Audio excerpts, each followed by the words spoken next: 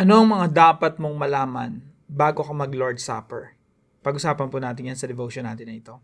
Magandang araw po sa bawat isa sa inyo. Welcome back to our 365 Daily Devotion Seminary Edition.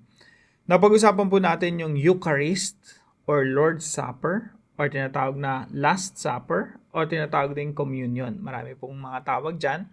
Ito po yung ginagawa natin sa church, no? Meron tayong maliit na kopita na may lamang grape juice. Tapos meron tayong kapirasong tinapay. Tapos ginagawa po natin ito ng sama-sama. Now, bago po natin gawin yon, ano yung mga dapat nating malaman? So, the Eucharist, also known as the Lord's Supper or Communion, is a sacred Christian practice instituted by Jesus. So, si Jesus mismo yung nagsabi, gawin natin yun. The term comes from the Greek word Eucharisteo, meaning to give thanks. Kaya tinatawag siyang Eucharist. It is a visible sign of the gospel, remembering Christ's body broken for us and His blood shed for the forgiveness of sins. More than ritual, it is a holy communion with Christ and His people. Hindi lang siya basta ritual na gagawin lang natin. Ito ay pakipagtipan, yung pakipag-fellowship sa ating Panginoong Jesucristo. It is a holy communion with Christ and His people. It nourishes our faith. Pinapalakas tayo sa ating pananampalataya, strengthens our unity, and reminds us of the cross, the resurrection, and the hope of His return. So, bakit ba natin ginagawa yung Lord's Supper? Bakit siya importante? So, purpose for doing the Lord's Supper. Number 1, to remember Christ once for all sacrifice. So pag ginagawa po natin yan, inaalala natin yung ginawa ng Panginoong Jesucristong sakripisyo. Now, sa Old Testament po, ang mga tao nagdadala ng tupa, pinapatay nila yon. Simbolo yun ni Jesus Christ. Pero sa Old Testament yon. Ngayon, nandito na tayo sa panahon natin ngayon, hindi na tayo kumukuha ng tupa para alalahanin si Jesus. Hindi na natin pinapatay at nagsasakripisyo tayo ng hayop para alalahanin si Jesus. Ang in-institute, ang pinagawa sa atin ng Panginoong Jesucristo ay yung tinapay tsaka yung kopa na simbolo ng dugo at katawan ng Panginoong Jesucristo. Yun na yung equivalent noong nagsasakripisyo ng hayop sa Old Testament. So tayo, ganun natin inaalala yung ginawa ni Jesus Christ in the past. Sa Old Testament, ganun nila iniisip in the future, merong Messiah na isasakripisyo. So sa Old Testament, they're looking forward na yung Messiah isasakripisyo, at tayo naman we look backward, no, sa pamamagitan ng tinapay at ng kopa. So to remember Christ once for all sacrifice, to nourish the believers with Christ's real spiritual presence, pakipag-fellowship yun sa Panginoong Jesucristo, to strengthen the faith of the believers, to remind the believers that they belong to one body, the body of Christ, to anticipate the physical return of Christ. So, yan lang po yung ilan sa mga dahilan ba't natin ginagawa yon.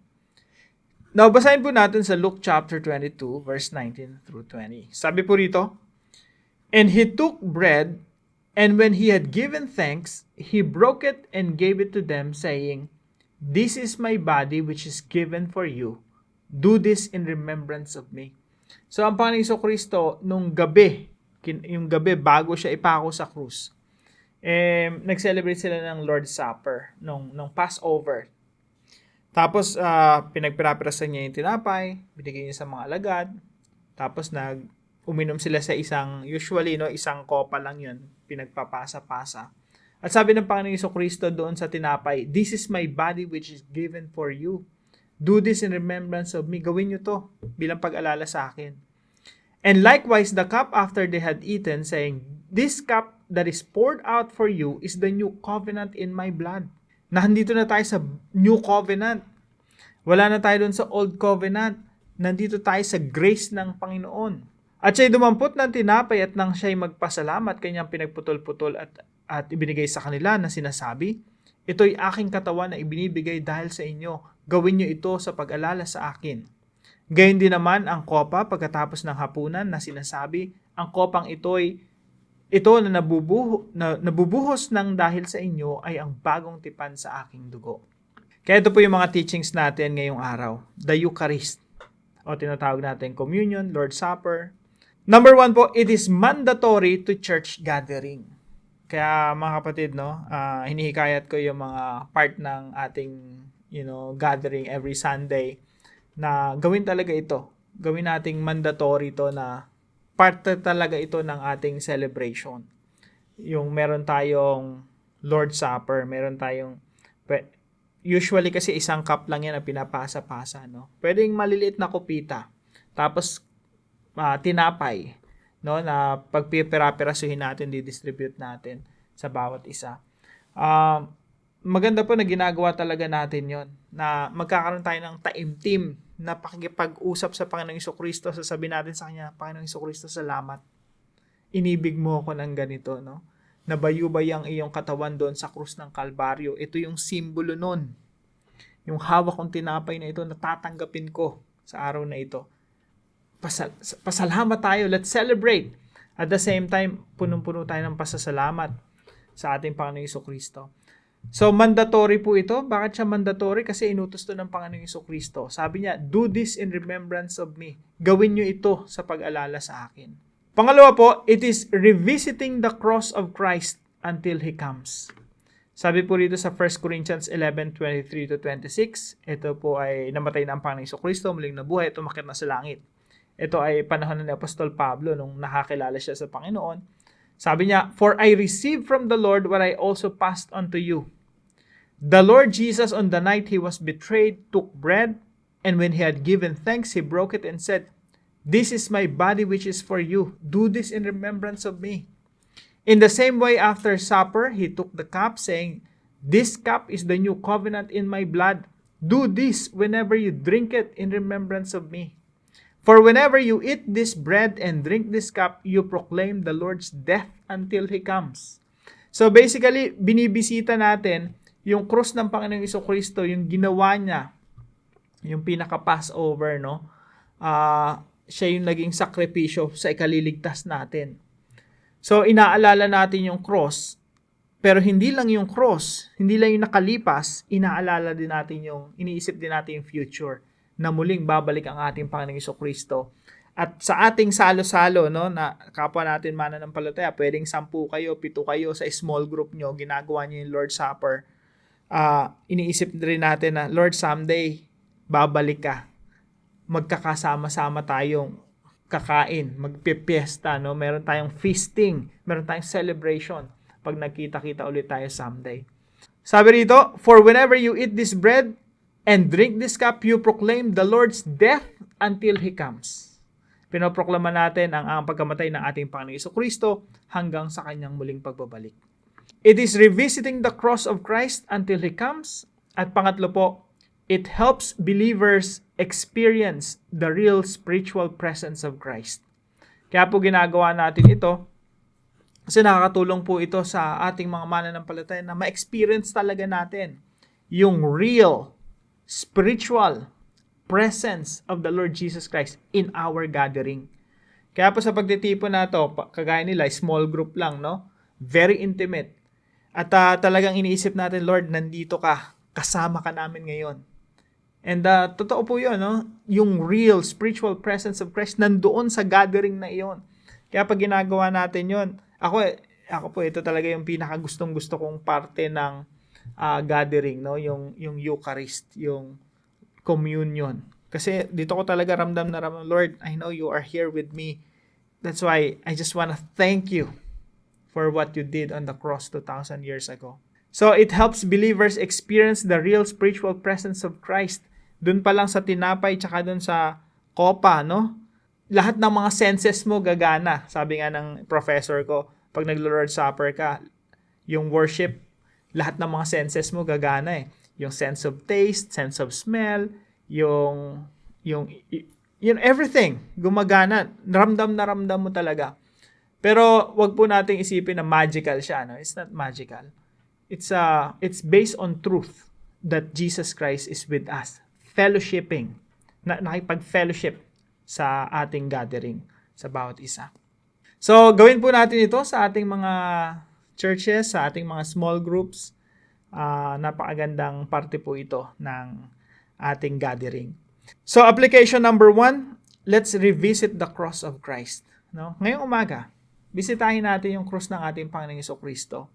Magkaroon tayo ng malalim na meditation, malalim na pagmumuni-muni. Balikan natin yung nangyari 2,000 years ago. Sabi natin sa Panginoong Jesucristo, Lord, napako ka doon sa krus. Pinatay ka doon sa krus. Pinarusahan ka doon sa krus. Sinalo mo ang kaparusahan na dapat ay para sa akin. Let's revisit the cross of Christ. Ma-refresh tayo sa nangyari 2,000 years ago.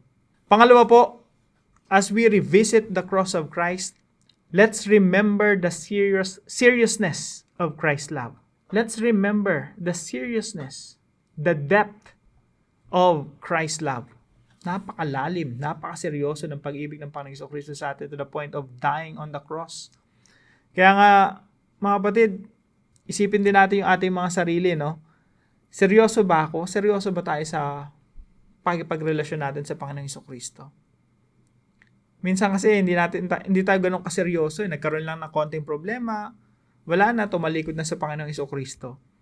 Nagkaroon lang ng konting pagsubok, o kaya tinamad nang pumunta sa mga church gathering. So many reasons na nagpapakita na hindi tayo ganun kasensero. Pero ang ating Panginoong Jesucristo, sincere. Totoong-totoo. Seryosong-seryoso sa atin. Paano natin alam na seryoso si Jesus? Simple lang po. Namatay siya doon sa krus ng Kalbaryo. Tayo nga, hindi na kailangan mamatay doon sa krus eh. Pwede na natin, napakagaan nga ng hinihingi sa atin ng Panginoon kumpara sa ginawa niya para sa atin eh. Tayo, seseryosohin lang natin ng Panginoong Jesucristo by committing ourselves to Him, by serving Him. Ganun na nga lang eh. Hindi na tayo mamamatay sa krus. Si Jesus na yung namatay doon sa krus.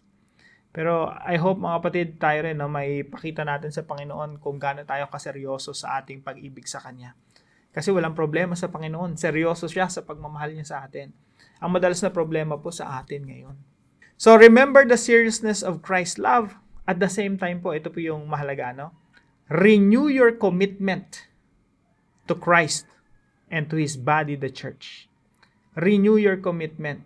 Yung sabi mo sa Panginoon Jesucristo, Lord, patawarin niyo po ako. Lagi akong tumatalikod sa inyo. Lagi akong nagkakasala. Lagi na lang na didistract, no? Ng maraming bagay. Pwedeng social media, pwedeng tao ang nakadistract sa atin. Maraming bagay na naglalayo sa atin mula sa Diyos, no? Now is the time to renew our commitment to Jesus. Ako po pag nag-Lord Supper, lagi akong merong ganitong sense of, renewing my commitment. Lord, thank you for dying for me. Now, I renew my commitment. Help me, by your grace. I renew my commitment to serve you.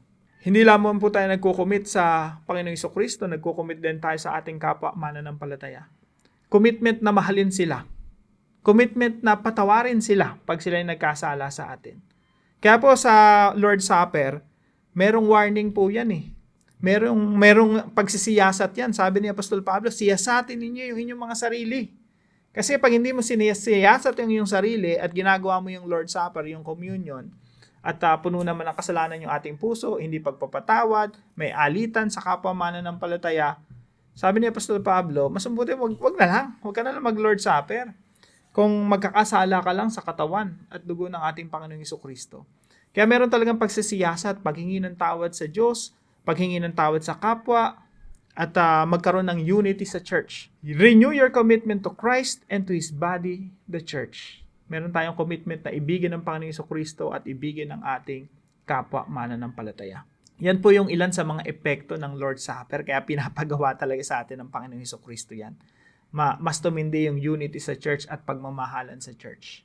Para po sa ating discussion, why should you practice the Eucharist or Lord's Supper as often as possible? Pag-usapan po natin to sa ating mga discussion groups. Tayo po yung manalangin. Lord Jesus, thank you for giving your body and blood for me. The Eucharist is more than a ritual. It's a reminder of your love, sacrifice, and victory.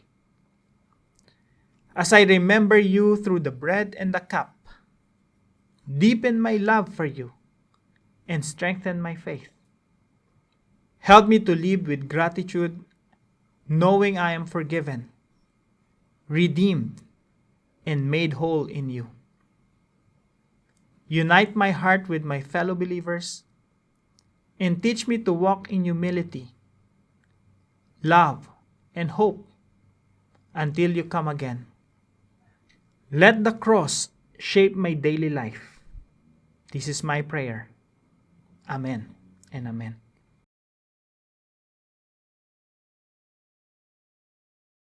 Maraming salamat po sa partner natin para sa devotion natin na ito, si Sister Cherry Lou. Maraming salamat sa iyo, kapatid.